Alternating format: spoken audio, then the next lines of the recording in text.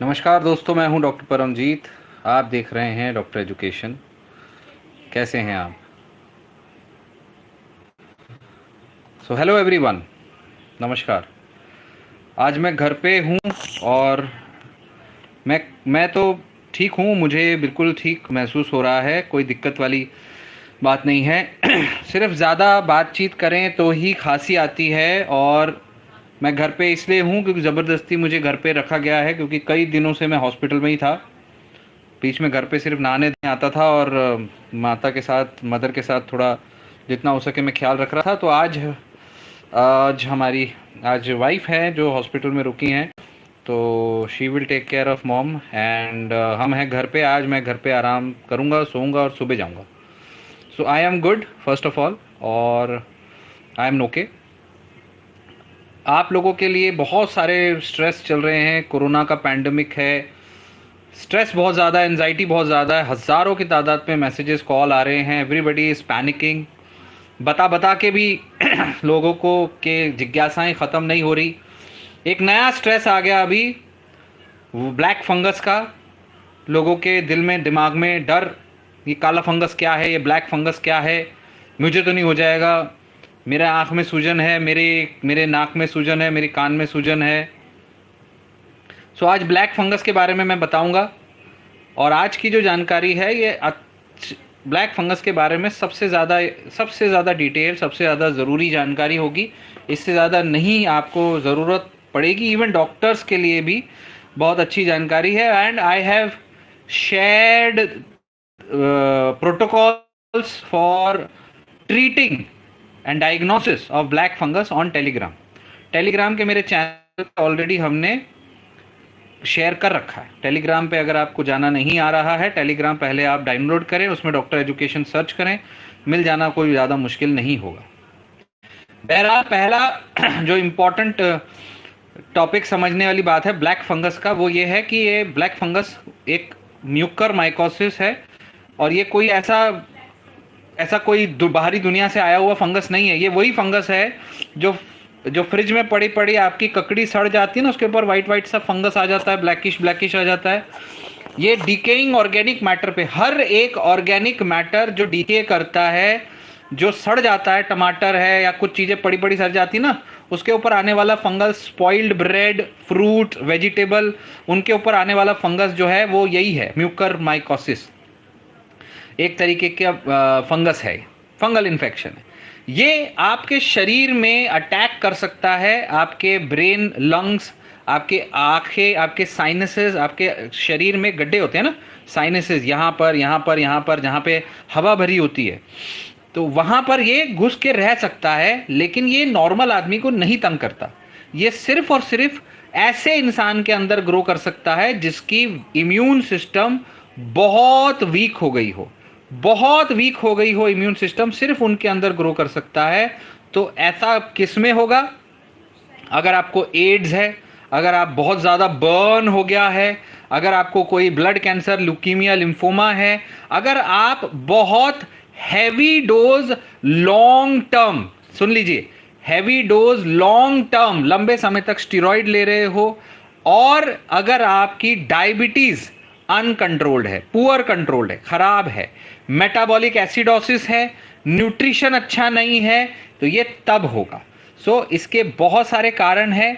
Nutrition अच्छा नहीं है, और इसमें कोई मल्टीपल फैक्टर्स इन्वॉल्व हो सकते हैं। कोविड-19 कोरोना में ये क्यों हो रहा है? क्योंकि कई लोग घर पे बैठे अपना हैवी स्टीरॉयड की डोसेस खा रहे हैं और अपना शुगर चेक नहीं कर रहे। आपको पुरानी शुगर की बीमारी है, नहीं है, उससे फर्क नहीं पड़ता, आपको आपकी शुगर लेवल चेक करनी है। एक ग्लूकोमीटर लाने की बात है, एक छोटी सी सुई टोचने की बात है, सिर्फ इतनी सी बात है। दिन में 2-3 बार शुगर चेक करनी है, जब तक स्टीरॉयड ले रहे हो, 10 दिन 20 दिन, बस, उसमें कोई बड़ी बात नहीं है। और उनमें भी अगर 100 लोग स्टीरॉयड लेते हैं या 100 लोग स्टीरॉयड से शुगर हाई रहती है, उसमें एक को होगा, सबको नहीं होगा, बहुत रेयर है। इसलिए ऐसा नहीं है। प्रॉब्लम क्या है? प्रॉब्लम इसका इतना हवा क्यों बना रहे हैं? क्योंकि इसका ट्रीटमेंट बहुत मुश्किल है, बहुत महंगा है। 50% तक लोग जिसको हो गया, बचाना मुश्किल हो जाता है। इसलिए अब ये कहाँ जाता है? ये साइनसिस में जा सकता है, वहाँ से ब्रेन में जा सकता है, उसको राइनो सेरिब्रल इन्फेक्शन बोलते हैं, चालू साइनसिस से होता है। फिर नर्व्स में स्वेलिंग आ सकती है, ब्रेन के अंदर वहाँ पर जाके ब्लड क्लॉट्स भी कर सकता है। फेफड़ों के अंदर पल्मोनरी म्यूकरमाइकोसिस हो सकता है, वहाँ पर आपके बहुत जल्दी क्विकली वर्स हो जाता है, बहुत जल्दी, और वहाँ पर छाती से लेके आपके हार्ट तक, ब्रेन तक भी वापस फैल सकता है। और ऐसा नहीं है कि और कई पार्ट में नहीं हो सकता, ये पेट में हो सकता है, गैस्ट्रो इंटेस्टाइनल ट्रैक्ट में हो सकता है, स्किन में हो सकता है, किडनी में हो सकता है। तो इसको कैसे पहचानोगे? इसके लक्षण क्या है? सिम्टम वाइज पहले तो आपके रिस्क फैक्टर होने चाहिए, शुगर अनकंट्रोल्ड हो, बहुत हैवी शुगर चल रहा है, डायबिटीज, बहुत हैवी आपके स्टेरॉइड चल रहे हो, और साथ में अगर आपको आंखों के ऊपर स्वेलिंग और आंखें बाहर आने लगे, प्रोट्रूड होने लगे, आंखें बाहर आ रही हैं, स्वेलिंग आ रही है, आंख सूज रही है, दैट इज वन डाउटफुल। आपके नाक से डार्क कलर का स्कैबिंग हो रही है, स्कैब निकल रहा है नेजल कैविटी से, फीवर आ रहा है, सर में बहुत दर्द हो रहा है, ये सब प्लस रिस्क फैक्टर है। ऐसा नहीं कि हर इंसान के सर में दर्द हो गया, नहीं। सो यहां पर यही प्रॉब्लम है, एवरीबडी इज कॉलिंग सर मुझे ये तो नहीं, सर मुझे वो तो नहीं, राइट। तो साइनसिस के स्किन के ऊपर रेडनेस होगा, साइनसिस में पेन होगा, कंजेशन होगा, लंग में हुआ तो खांसी होगी, खांसी के साथ में फीवर होगा, मतलब जो नॉर्मल हुआ शॉर्टनेस ऑफ ब्रेथ है यही होगा, कहना थोड़ा मुश्किल होता है। इसीलिए ये जनरल सिम्टम्स होंगे। पेट में दर्द होगा, डायरिया होगा, स्टूल में ब्लड आ सकता है, लैट्रिन में ब्लड, उल्टी में ब्लड आ सकता है, खांसी में ब्लड आ सकता है, लंग में हुआ तो बुखार होगा, पेट में वहीं में दर्द हो सकता है, ये चीजें हो सकती है। अल्टीमेटली इसको कैसे चेक करेंगे, इसको डायग्नोस कैसे करेंगे? इसके लिए याद रखिए, इसके लिए आपको सीटी स्कैन करना पड़ेगा, और एक ईएनटी, ईयर नोज थ्रोट वाले डॉक्टर अंदर से देख सकते हैं, नाक के अंदर के पीछे से देख सकते हैं कि अंदर कहीं ब्लैक फंगस तो नहीं दिख रहा। सो ईएनटी के डॉक्टर देख सकते हैं, और ऑप्थेल्मोलॉजिस्ट आई वाले डॉक्टर देख सकते हैं आंख के लिए, और अल्टीमेटली आपको सीटी स्कैन करना पड़ेगा या एमआरआई, सीटी स्कैन या एमआरआई। और अगर हमें लग रहा है कुछ है तो उसका एक पार्ट निकाल के बायोप्सी करके लैब में भेजना पड़ता है और पहचानना पड़ता है कि ये फंगस है तो कौन सा है। तो ये तरीका होता है उसका जानने का, ठीक है। और इसका जो अल्टीमेट ट्रीटमेंट होता है, वो ट्रीटमेंट होता है जितना भी एरिया में फंगस है, जिस भी एरिया में है, जितना एरिया वो डैमेज कर चुका है वो फंगस, और उस एरिया को निकालना पड़ता है। सर्जरी जरूरी है, उसके वजह से डिसफिगरमेंट हो सकता है। अगर आंख में घुस गया, आंख को निकालना पड़ सकता है, पैलेट में घुस गया, नाक में घुस गया, नाक के पार्ट को निकालना पड़ सकता है। एग्रेसिव सर्जरी जरूरी है, बिना एग्रेसिव सर्जरी के पेशेंट को बचाना मुश्किल हो जाएगा। एग्रेसिव सर्जरी जरूरी है, और साथ में हैवी सीरियस वाले एंटी फंगल मेडिसिन है, नॉर्मल दवाई से काम नहीं चलेगा। इसमें चलती है एम्फोटेरिसिन बी, एम्फोटेरिसिन बी नाम की दवाई चलती है, जो इंजेक्शन से जाती है, जो महंगी भी होती है और बहुत खतरनाक भी होती है, उसके साइड इफेक्ट भी होते हैं। लेकिन क्यों दे रहे, नहीं देंगे तो वैसे भी जान जाने वाली है, तो उसके लिए एम्फोटेरिसिन बी देते हैं। बहुत हैवी दवाई होती है। और अगर डायबिटीज है, सबसे पहला आपका काम है शुगर चेक करो, शुगर कंट्रोल करो, समझ रहे हैं। म्यूकरमाइकोसिस को जाइगोमाइकोसिस भी बोलते हैं, बहुत हाई डेथ रेट है, बहुत एग्रेसिव सर्जरी जरूरी है। रिस्क ऑफ डेथ डिपेंड करता है कौन से एरिया में इन्वॉल्व है, ब्रेन में है या ऐसे कोई वाइटल ऑर्गन में है, तो it is very difficult. Brain, heart तो बहुत डिफिकल्ट हो जाता है बचाना।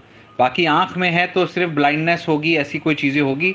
याद रखिए, अगर आपको ऐसा कोई डाउट लग रहा है, डरो मत, आप एक बार जाके अपना सीटी स्कैन या एमआरआई करा सकते हो, ईएनटी डॉक्टर को दिखा सकते हो। डरने से थोड़ी पता है, इसका कोई प्रिवेंशन नहीं है, कोई प्रिवेंशन नहीं है। प्रिवेंशन क्या है, यानी कोई दवा नहीं आती इसको प्रिवेंट करने की, ये दवा खा लो तुमको नहीं होगा, वो दवा खा लो तुमको नहीं होगा, नहीं है कोई। Only prevention is sugar control, और स्टेरॉइड ले रहे हैं तो उसको जितना मिनिमम डोसेज है, जितना मिनिमम डोसेज, अगर हाई डोज में भी चल रहा है तो पहले देख लो कितना जरूरी पड़ रहा है, कितना जरूरी है उतना ही लो। अपने डॉक्टर से बात करते रहो, डॉक्टर के रेगुलर टच में रहो। इट्स वेरी वेरी इंपॉर्टेंट कि आप जो है ये पूरी चीजें समझें।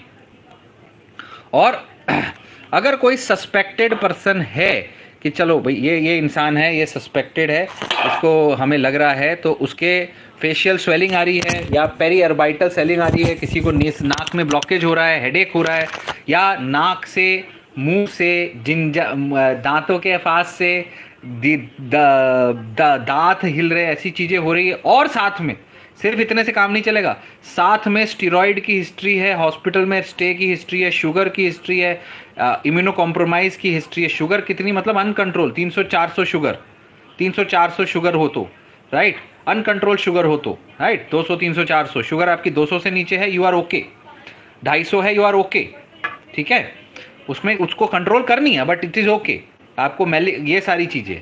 तब फिर आप क्या करेंगे, सीटी स्कैन कराएंगे, आपके ब्रेन का कराओ, जहां पर सिम्टम है, आंख में सिम्टम है, आंख का कराओ,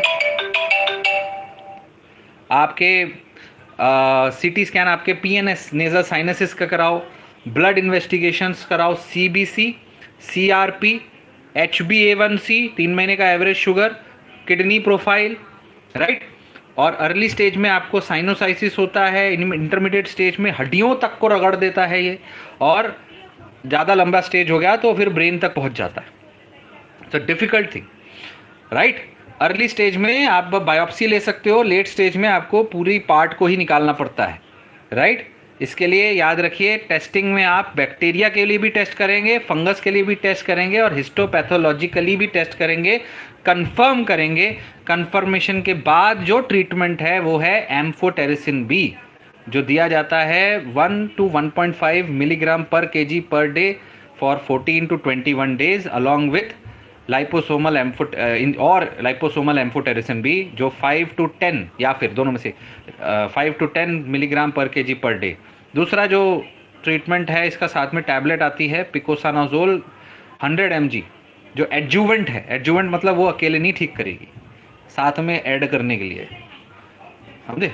डोसेजेस और प्रोटोकॉल मेडिकल प्रोफेशनल्स के लिए मैंने टेलीग्राम वाले चैनल पे डाले हुए हैं। उसके साथ ये दवाई भी खतरनाक है, इस दवाई के साथ किडनी में प्रॉब्लम आ सकती है, नेफ्रोटॉक्सिक है। इस दवाई के साथ पोटेशियम लेवल कम हो सकता है, हाइपोकैलीमिया हो सकता है। तो हर एक दिन छोड़ के आपको किडनी फंक्शन कराना होगा, हर एक दिन छोड़ के आपको इलेक्ट्रोलाइट्स कराना होगा, और हर कुछ दिनों बाद, 15 दिनों बाद आपको, क्योंकि 15 दिन से 21 दिन का कोर्स है, तो 15 दिन के बाद आपको वापस सीटी स्कैन करके देखना होगा अब ठीक हुआ कि नहीं हुआ। It's a difficult thing. इसके साथ पेशेंट को हाइड्रेशन होना जरूरी है, नहीं तो किडनी और ज्यादा खराब होगी, पानी नहीं पीते हो तो हाइड्रेशन बहुत जरूरी है, पानी बहुत जरूरी है। एम्फोटेरिसिन बी देने से पहले 500 ml नॉर्मल सलाइन देना पड़ता है। कभी कभी उसके साथ में हाइपोकैलीमिया ना हो जाए, उसके साथ पोटेशियम देना पड़ता है। तो ये खुद से देने का आप सोच भी नहीं सकते, ये और सिर्फ अस्पतालों में हो सकता है, सिर्फ अस्पतालों में, और सिर्फ मेडिकल ऑब्जर्व इसके अंडर हो सकता है, डॉक्टर के अंडर हो सकता है। तो याद रखिए, एक खतरनाक बीमारी है, लेकिन रेयर बीमारी है, जल्दी नहीं होती है, सबको नहीं होती है। लेकिन हाँ, अगर आपको कोविड हो चुका है, आप स्टीरॉयड ले रहे हो, आप शुगर आपकी कंट्रोल में है, आपको कोई दिक्कत नहीं होगी, फिर भी डाउट है, तो कोई प्रॉब्लम नहीं है एक ENT डॉक्टर से जाके मिलने में।